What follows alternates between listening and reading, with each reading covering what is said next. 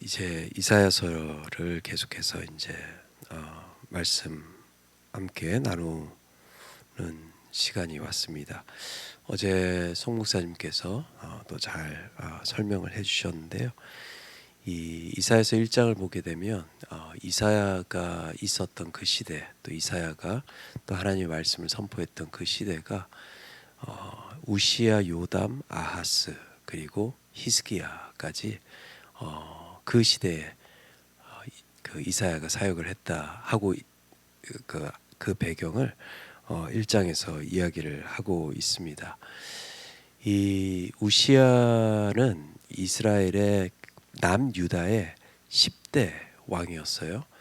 또 히스기야는 13대 왕이었는데 북이스라엘이 히스기야 때 이제 무너지게 됩니다. 즉 13대 왕 남유다 때 이제 북이스라엘은 19대 왕 마지막 왕 호세아라는 왕이 있는데요. 선지자 호세아하고 다른 사람인데요. 19대 왕이 이제 히스기야 왕 13대 때 북이스라엘 19대 왕이 호세아였는데 그때 이제 아수르에 의해서 이제 멸망하게 됩니다. 그때 이제 정치적으로도 굉장히 혼란한 시대였고요. 남유다 같은 경우에는 이제 우시야와 요담 같은 경우에는 어느 정도 번성하고 있었지만 이제 아하스부터 이제 히스기야 왕 때는 굉장히 어려운 시대를 살아가게 됩니다. 북이스라엘도 마찬가지지만 이제 남유다 그 시대에는 북이스라엘과 아람과 함께 합력을 해서 남유다를 치기 위해서 그랬던 이제 정세였고요. 그래서 아주 너무나도 힘들었고 또 괴로웠고 그러한 시대 속에서 이 이스라엘 백성들이 이제 그 하나님의 말씀에서 벗어난 그 모습들이 더욱더 드러나던 그러한 시대였다라는 것이죠. 그래서 오늘 말씀을 보면은 이 이스라엘 백성들은 말세다라고 여겼던 것 같아요. 근데 사람들은 말세라고 하면은 먼저 두려운 것이 먼저 떠오르게 되죠. 전쟁, 혼란, 무너짐, 불안, 흔들림 같은 것을 생각을 하게 됩니다. 우리 지금 또 막 가스 프라이스가 막 올라갔다 내려갔다 하고 또 경제가 안 좋고 집 가격도 막 떨어지고 막 올라가고 막 이러한 상황 속에서 이 시대를 어떻게 살아야 할까라는 걱정부터 드는 시대에 우리는 살고 있는 것이죠. 그런데 오늘 말씀을 보면요. 말세 속에서 또 분명히 드러나는 것이 있다라는 것을 이사야서에서 이제 선포를 하고 있어요. 그 내용을 함께 짧게 두 가지를 나누면서 오늘 우리의 삶을 되돌아보고 또 이러한 시대 속에서 살아가는 우리가 무엇을 바라보고 살아가야 하는지를 함께 나누도록 하겠습니다.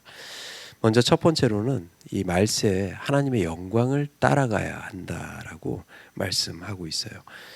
2절과 3절 말씀을 보니까요. 이렇게 말씀하고 있습니다. 말일에 여호와의 전에 산이 모든 산 꼭대기에 굳게 설 것이다 라고 말씀하고 있고요. 또 여호와의 산이 높여지면서 모든 민족과 많은 백성들이 그것으로 올라가게 될 것이고 또 그의 길을 배우고 그 길로 행하게 될 것이다 라고 말씀하고 있습니다.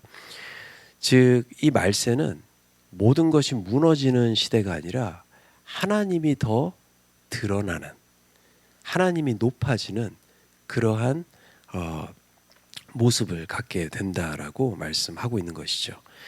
이 남유다는요 강한 나라와 정치 속에서 갈등을 하고 있었어요.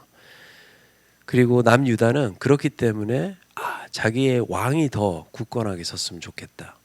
자기의 나라가 더 높이 다른 나라들보다 더 높이 섰으면 좋겠다라는 그러한 마음을 가지고 있었지만 오늘 이사야의 선포를 통해서 우리가 볼 수 있는 것은 그것이 중요한 것이 아니라 하나님이 더 높아지는 그 영광을 우리가 바라보아야 한다라는 것을 말씀을 하고 있는 것이죠. 말세 하나님께서 하시는 일은 분명해요. 사람이 높인 것을 높여주시는 것이 아니라 아니야 그만해 됐어 나를 잃어버리지 마 하면서 자신의 모습을 더욱더 드러내는 그러한 역사를 베풀어 주신다라는 것이죠. 그리고 놀라운 것은 그 높아지신 하나님께 열방이 모여들기 시작한다라고 말을 하고 있어요. 모든 민족이 여호와의 산으로 올라온다라고 오늘 본문은 이야기를 하고 있습니다. 근데 그들이 왜 올라옵니까? 본문에서 이야기하고 있죠. 그가 그의 길을 우리에게 가르치시리라. 우리가 그 길로 행하리라 라고 말씀하고 있는 것이죠. 이것이 중요한 말씀이에요. 우리는 종종 하나님의 영광을 그냥 보는 것으로만 생각을 하는데 성경은 하나님의 영광을 따라가는 것으로 연결을 시키고 있다라는 거예요. 영광을 본 사람은 그 영광의 길을 따라가기 위해서 노력하게 되는 것이죠. 즉 자기의 길을 내려놓고 하나님의 길을 따라가는 그 연결성까지 이어져야 한다라는 것입니다. 그럼에 있어서 우리의 삶을 되돌아볼 때 우리는 하나님의 영광을 보고는 하지만 보고 싶어는 하지만 그 영광을 따라갈 수 있는 준비가 되어 있는가라는 거예요.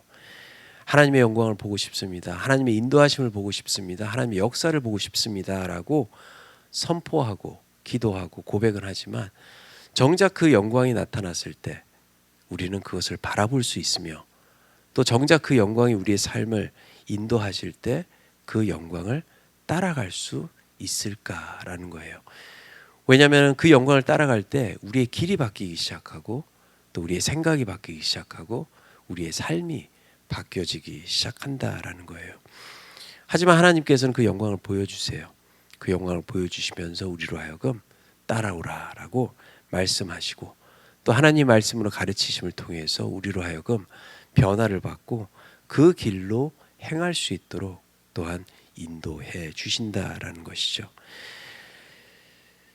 교회가 정말 하나님의 영광을 경험하면 어떠한 일이 일어나겠습니까? 그저 감정적으로 뜨거워지는 것이 아니에요. 하나님의 길을 배우고 싶어 하고요. 또 어떻게 보면 하나님의 영광이 드러나면요.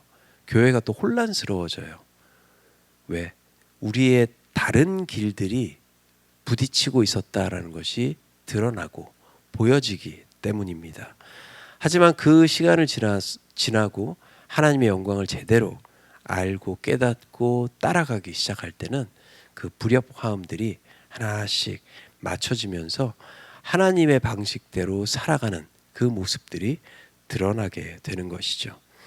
그렇기 때문에 하나님께서는 그의 백성들을 만민들을 불러 모으기 시작하시는 것이고 또 그 불러 모음을 통해서 우리에게 그 영광을 베풀어 주시게 되는 것이죠.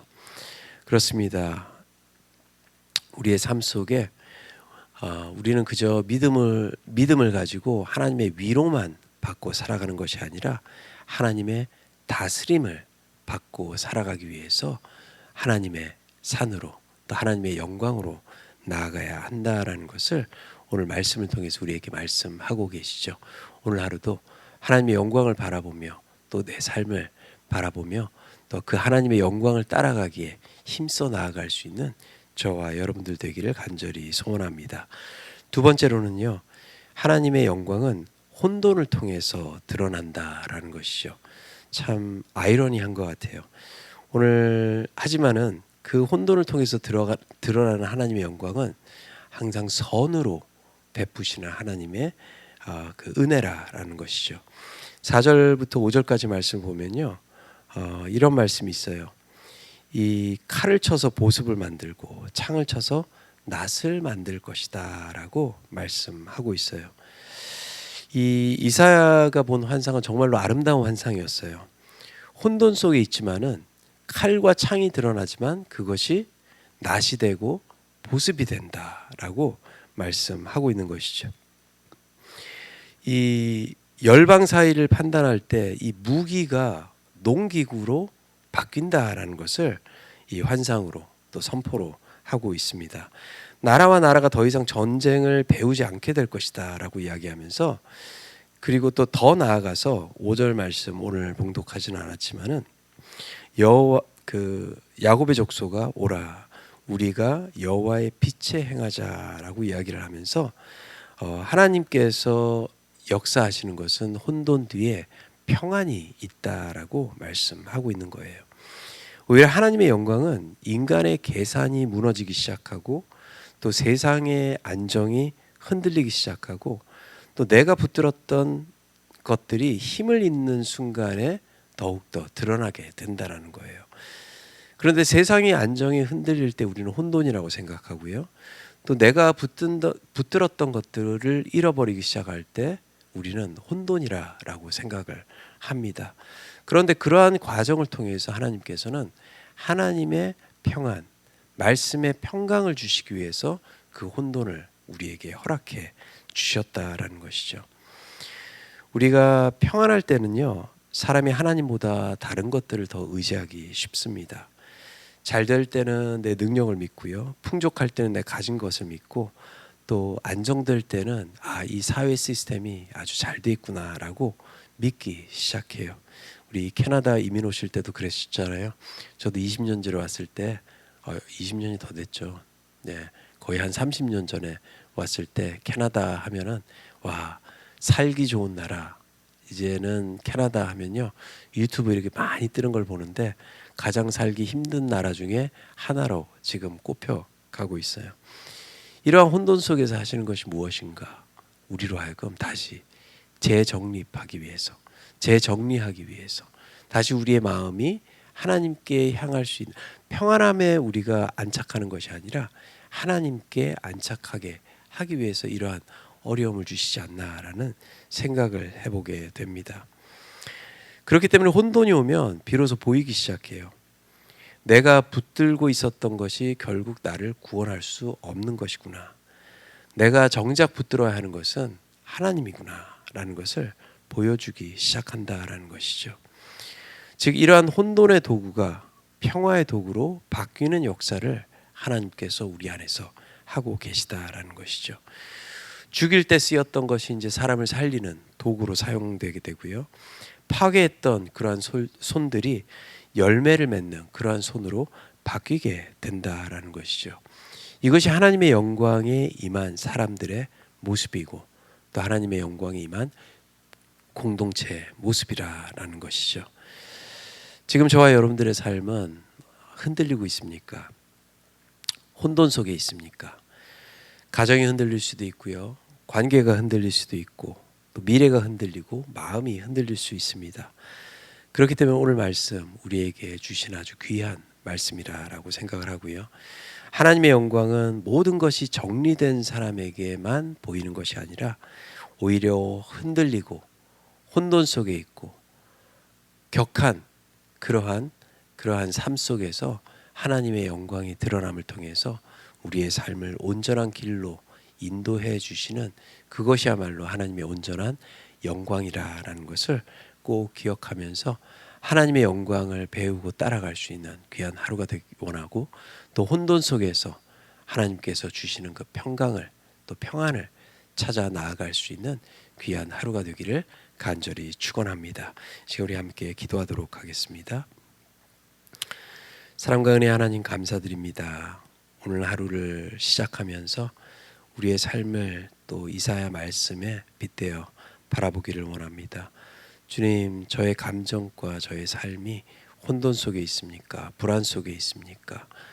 하나님의 말씀을 붙들고 다시 나아갈 때에 그 속에서 역사하시는 하나님의 영광을 바라볼 수 있도록 해주시고 또 그 영광의 길을 따라가며 또 주님의 길을 배우고 우리의 삶이 아니라 하나님의 삶을 붙들고 나아갈 때에 우리의 삶에 큰 은혜가 있다라는 것을 다시 한번 깨닫고 나아갈 수 있는 귀한 하루가 될 수 있도록 역사하시고 인도하여 주시옵소서.